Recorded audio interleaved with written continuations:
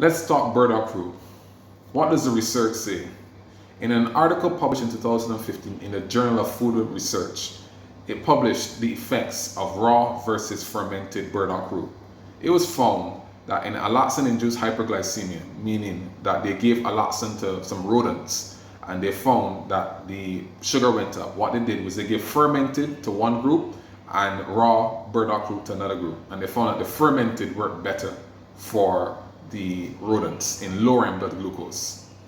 This does not mean that it necessarily works in humans, because remember, the dosage for a rodent will be far different for a human being.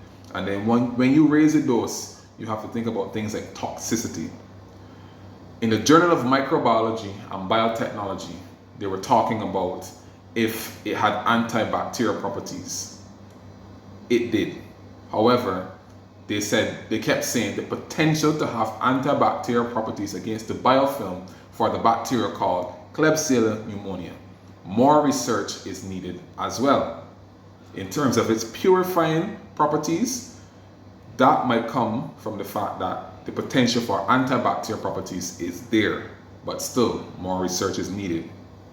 In another study, they stated that there's a potential for it to have anti-cancer properties.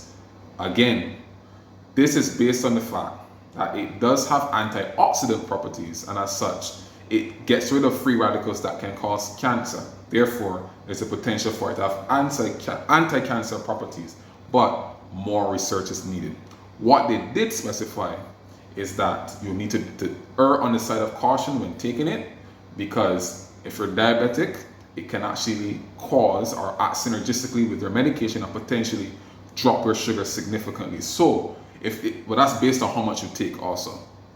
Another thing too, if you're breastfeeding, if you are pregnant, if you're under the age of 18, I would not use it.